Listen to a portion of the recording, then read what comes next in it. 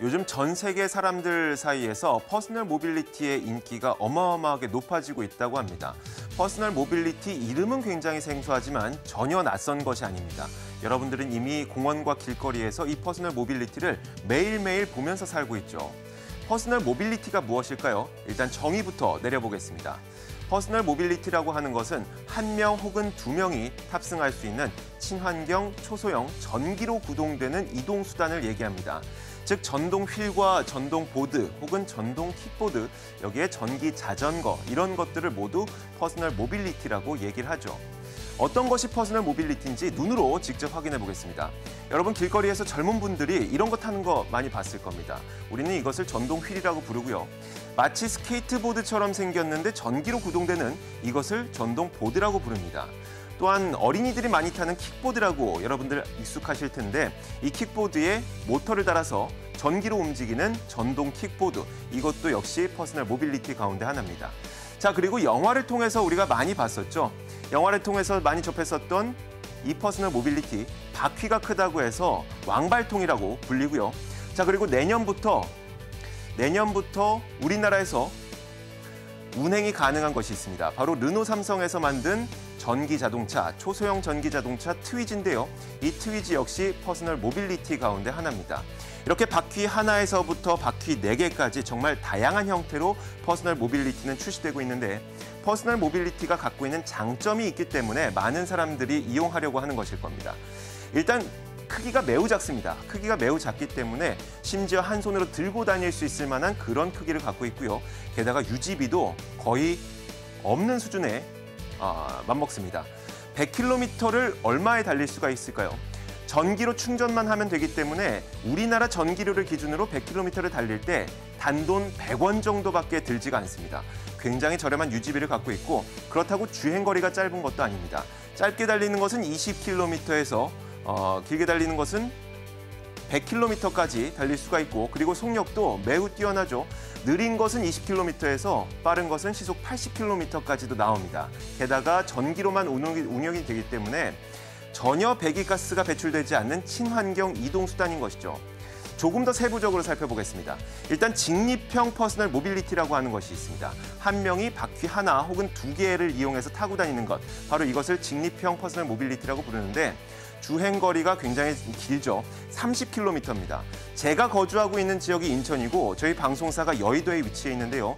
출근 거리가 28.5km입니다. 그런데 이 거리 또한 출퇴근이 가능할 정도로 긴 거리를 주행을 할 수가 있다는 것이고 그리고 초소형이기 때문에 우리가 이 버스 정류장까지 가기가 귀찮습니다. 버스 정류장까지 갈 때 이 퍼스널 모빌리티를 이용해서 타고 갔다가 버스에 들고 타는 겁니다. 그리고 버스에서 내려서 다시 한번 목적지까지 퍼스널 모빌리티를 타고 이동하는 그런 편리함이 있는 것이죠. 자, 그리고 탑승형 퍼스널 모빌리티도 있습니다. 이렇게 우리가 직접 탈 수 있는 마치 자전거나 혹은 오토바이 정도의 크기를 갖고 있는데요. 굉장히 작습니다. 이것 역시 굉장히 작기 때문에 주차할 때 매우 편리합니다. 오토바이나 혹은 이 자전거를 세울 수 있을 만한 그 정도 공간만 있으면 골머리 썩지 않고 주차가 어디든지 가능하죠. 그리고 주행 거리와 속력도 만만치가 않습니다. 길게는 100km까지 달릴 수가 있고요. 빠르게는 시속 80km까지 거의 오토바이 수준에 맞먹습니다.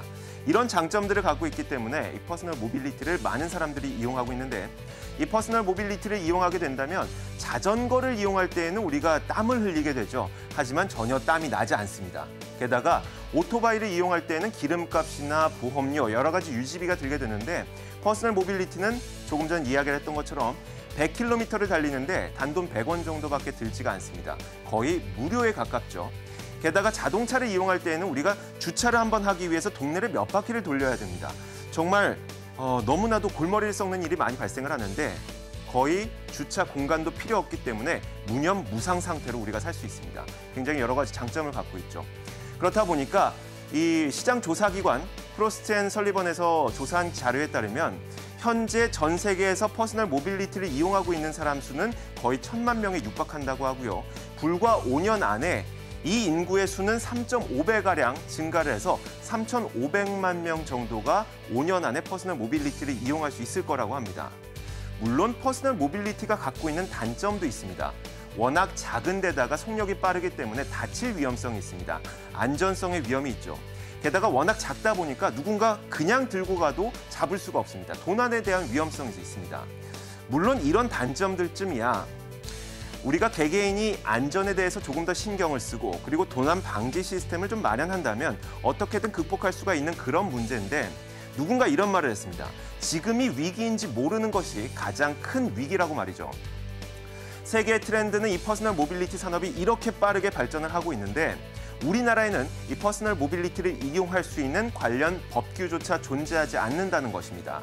그것이 가장 큰 문제라는 거죠. 어디를 이용해서 어디를 퍼스널 모빌리티를 이용할 수 있고 또 어디는 탈 수 없고 혹은 면허가 있어야 되는지 없어야 되는지 이런 간단한 것들조차 현재는 법규로 정해져 있지 않습니다. 자, 이렇게 굉장히 산업 트렌드는 빠르게 변해가고 있는데 우리나라는 이에 대한 준비가 제대로 되어 있지 않습니다. 게다가 대형 전기차들만 생산하기 위한 여러 가지 노력을 쏟고 있죠. 이러면 어떨까요? 대형 전기차는 대기업에게 맡기고 퍼스널 모빌리티는 훨씬 규모가 작기 때문에 중소기업에게 맡기는 겁니다. 그러면 우리나라는 산업 트렌드도 따라가고 그리고 중소기업도 살릴 수 있는 그런 일석이조의 효과를 얻을 수 있지 않을까요? 시장 읽는 남자였습니다.